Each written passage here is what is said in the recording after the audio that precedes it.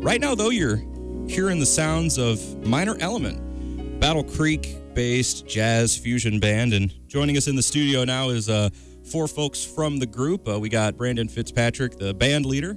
Hey there, Brandon. How you doing? Doing just fine. Good to see you again. Me and Brandon we went to middle school together, so we've known each other for a while. Also, we've got everyone else. Introduce yourself. Hey, I'm Brent Prosius. I'm the trumpeter of Minor Element. All right. Yeah, get close to the microphone. Don't worry about it. I'm Troy Robertson III, bassist and bassoonist of Minor Element. All right. And I'm Zane Ferrentos. I'm the sound engineer for Minor Element. All right. So we got you in the studio here today because you guys are hosting a show at Bell's Eccentric Cafe in Kalamazoo the 12th of April. And it's going to be you guys and groups from Kalamazoo, Grand Rapids, and Chicago. Now, this is it's called For Your Ears Only. This is the second year you're putting it together, right? Yes, sir. All right. And the first year it's pretty successful, right? Sold out? Yeah, it was a really crazy show. Did a lot of numbers, and we had an extremely fun time with a lot of people. I think everybody really loved it, so we wanted to put on another show this the upcoming year and do a repeat. I think this is a sound that, as you heard, listeners, it's not something that every group around here performs. I know Tim Collins, who normally hosts the show, he's a jazz musician. He plays the trumpet and sax, but he plays more of the big band stuff. And that tends to be, if you're going to hear jazz, that's what you're going to be hearing, it seems like. So this more modern fusion style, I guess, is something that you don't hear that much around here. Is that correct? Oh, absolutely. I think when it comes to the terms of what people are used to hearing, musicians' jobs is to stretch the listener's ear and to make people more comfortable with being uncomfortable, and that creates tension with how you write a song and how things are composed and arranged with what do you feel underneath things, and past that into what instrumentation is being used. So we use a lot of different things like synthesizers, and you hear a lot of different crazy sounds. You hear pedals coming from our horn sections. So it's just a lot of really crazy stuff going on. So it's really cool. So Minor Element, Battle Creek bass group. How long have you guys been together? You say this formulation of Minor Element. This band has been a band since around 2012 is when we started as a band. Now things become different after a while, and you start understanding where you want to go. And this direction of Minor Element became a direction around 2015.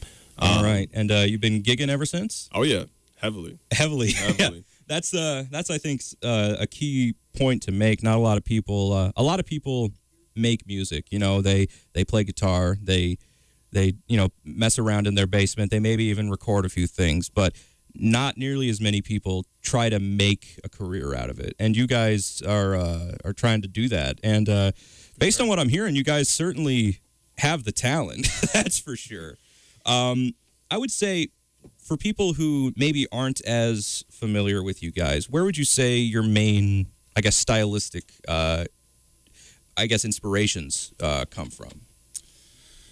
Well, I know for a fact, just by talking to some of the guys in the group, that a big stylistic influence for us is actually a band that's called Snarky Puppy. Oh, yeah. I know them. A specific album, we were talking, we just recorded an album recently, and one of those things that we were talking about is their specific album, We Like It Here. Just kind of the aesthetic and kind of the ambiance that they provide. Yeah. Is kind of the thing that we were looking for, is that what can we do to tell a story with the music that we're writing and what we're performing. And I think we pull it off very well, especially with the tune you just showed us, Finster, there. So you say you just finished recording an album. Is it out yet, or is it still in the process of getting put together?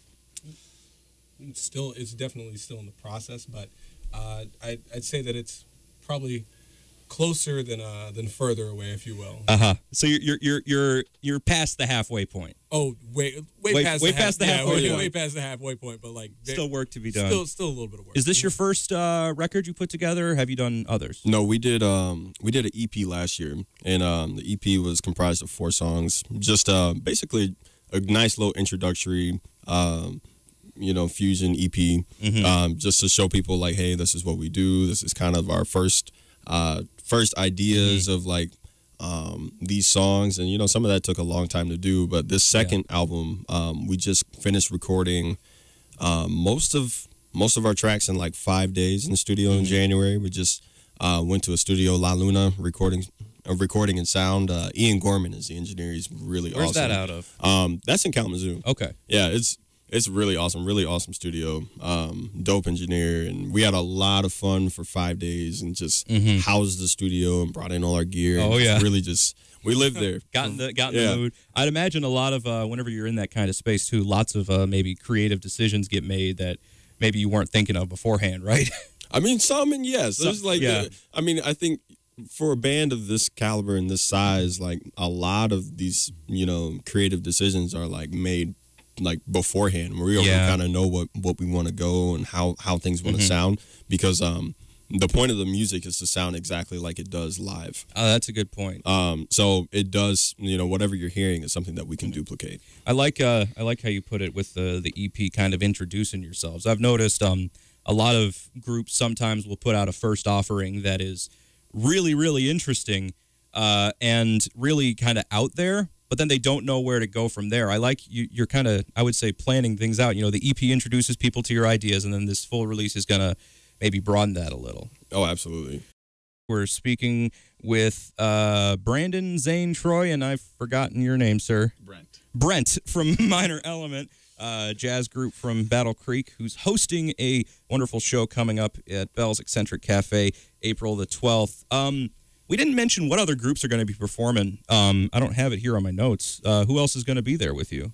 Lush, Earth Radio, and Nika. All right. So, but are you guys the headliner? We are headlining the Excellent. show, but we don't treat it like that with these bands. These cats are people that we rock with so heavy. An egalitarian style show. It's not like you guys get priority. It's like we're setting up the show, but everything's equal and everything. We set up the shows to make sure that everybody has a good time, and it feels like a collaborative effort, and it is. So, Brandon, you're the band leader, the keys guy in Minor Element. I know, you have a very long history with music, particularly keyboards. So why don't you run people through, how did you get to where you are now? Yeah. So me personally, I've been playing keys since I was around 2. Since I could literally reach up and start touching stuff, you're just drawn to it? Trying to figure it out. So I started performing around like 4 and playing in church, and leading like my praise and worship team at age 5. And then at 7, my dad went over to Kenya, and I did it by myself for a while. And my dad went to Kenya for a mission trip for like a week, I think like 2 weeks, and I had to make sure everything was fortified at the church and make sure I had all the music together. And I was like, okay, I'm gonna take this for like 2 weeks. So I literally that kind of was like a formational kind of thing. Held it down. So that was my MO for a while. A lot of people can remember me as a kid playing at the grocery store in Horrocks all the time on a Saturday. And I was doing that just because it was fun. And I loved to play.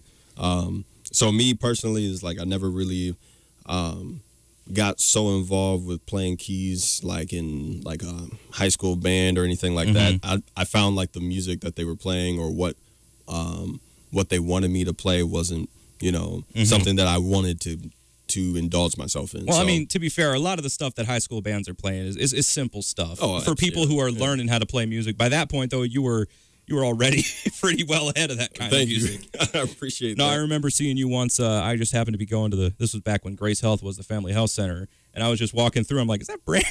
Oh yeah, He's playing there. Man, I can't even remember how many years ago that was. It was I don't know, I was probably 17, 18. Yeah, I was about to say this back in high school. Around there. So that's your story. How about you, Brent? So I kind of have a similar story, not quite as cool as that. But my mom was actually a piano teacher before she even married my father, and so she started me on piano when I was around age 5. And I have two older brothers who were both musicians. They both are brass players themselves, trombone and French horn respectively.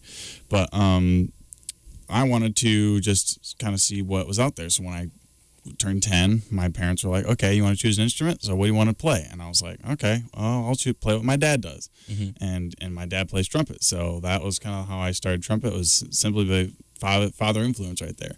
Yeah. So he taught me after about 3 weeks, and 3 weeks in, he realized that I was learning really quickly. I just would like internalize things and just figure out what he was asking me to do very fast until eventually, and this is his quote, he was like, turned to my mom actually, and he was like, I don't know how to teach him anymore. The student has become the master. So he had a teacher, Greg Good, who's still my most impacted mentor to myself to this day. I'll still call him on a regular basis if I have a question about music or just anything that's kind of troubling to me or I can't figure out. I still call him to this day. He's retired. He lives in Florida now, but I'll still call him. Still ring him up, and tell him about my performances and competitions, whatever. It's good to have a kind of mentor to help you along. How about you, Troy? I also got started at a young age, but mine was by disobedience. So my dad was like, I don't know, I was like 4, and my dad, he's like, don't touch my bass. Like it was a serious thing. Yeah. Like you got caught. Like, was it like a nice bass? Is that what his thing was? Yeah. And we still have it, and that model of bass is no longer made. Yeah. So like it holds a very special place in our heart, even if it isn't like the best bass in the world. But after that, I started like kind of chasing my sister. My sister was always kind of like she wanted to play an instrument, and then I was little brother, and then kept on doing that whole thing. And then we just ended up with the massive amount of instruments in the house. By age 10, I'm playing about 5-6 instruments, and then after several years of continuing, in 6th grade, I picked up the bassoon, and I don't know. 8th grade, I taught myself the saxophone series so that I could be in marching band, because you can't march a bassoon. Yeah, it's funny, but I'd like to see that. No, you don't. But like then through high school, I couldn't stop. Yeah. Picked up the brass series, and by my senior year, I'm actually playing and reading music for 11 instruments. And wow. Of course, it continued through college, but the thing that I noticed that coming into this group, after being influenced by groups like Chick Corea and being able to, Chick Corea and the Electric Band, and being able to sing like the whole Beneath the Mask album, like, and like, this is the kind of stuff you want to be making. Exactly. All right. And how about you, Zane? Since you're the sound engineer, I'd imagine you didn't pick up the Logic Studio at the age of 5 like everyone else. No, actually, I had Pro Tools at 5. No, I was actually at the age of 5. My dad decided he would sign me up for piano lessons, and boy, I did not like that at all. Like, I'm like, Dad, I got to go outside and play. I don't want to be playing this piano. He was like, you know what, Zane, you're going to thank me for this someday. And so, like, thanks, Dad. But started doing that right around 5. Got to middle school and started playing trombone. Picked up the guitar around that time too. Never got good at any of these. And somehow I made it to college jazz band by my sophomore year of high school for the trombone, and just not sure who made that decision. And then I started in garage band right around 17 years old, and just kind of fell in love with producing music and writing. And I'd never really looked into like live sound as a career, but I had a friend that I was working with, and I was talking to her about Snarky Puppy actually, and she said, I need to introduce you to some of my friends. So that's how I got set up with these guys here. Well, and the second I heard them, I was like, "This is right where I need to be." Well, it's kind of interesting because there are you're a little too down on yourself on your talents. I mean, I'm sure you're pretty good. There's some of us who are really into music and like being in the music making process, but I mean, I'm speaking from my own personal experience, aren't that good at it. So it's something like sound engineering, maybe a young person out there who's, maybe interested in they want to make music. It's certainly an option. And it's a way to be involved in the creation process. Yeah. Gonna finish our conversation here with Minor Element, a local jazz group who's performing at Bell's Eccentric Cafe April the 12th, and there's going to be 4 groups there. Now, this is something, Brandon, you've done previously, and it went pretty well, but I'd imagine it's kind of hard to maybe find gigs like this to do in the area. Is that true? Sometimes you perform a lot outside of like the general vicinity where you live. Mm-hmm. However, the more that you start gaining that traction, even when like something's as close as 30 minutes away, it really tends to excite people that live here, Mm-hmm. And this is our whole point of coming on the show is like we put on the show last year, and a lot of people from Battle Creek may not have known that this was going on and missed out on the opportunity. And our goal is to always give our listeners and people that are fans of Minor Element, people that are fans of jazz fusion, people that are not fans yet to listen to new music and experience the stuff that's going on, because honestly, the whole state is one big community. Yeah, I would say that's what's great about Michigan is I think while it might be hard maybe to get a gig in Battle Creek, there's places in the state where you can go. There's vibrant communities in Michigan, maybe just not next door. So, absolutely, yeah. And that's it's more of a, I want to say, it broadens your scope a little. If you're going to perform in Detroit or Lansing, it's a bit more, I guess, varied in your audience and maybe even the type of music. So when is the show's April 12th at Bell's Eccentric Cafe? It's Minor Element, Lush, Nika, and Earth Radio. All right. And when's the show start? The show is going to start at 8. The doors are going to open at 7 o'clock.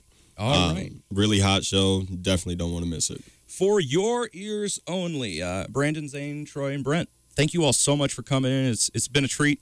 Next time you guys are putting on something, hit us up. We'd love to have you back. Most definitely. Thank you. Thank you guys so much.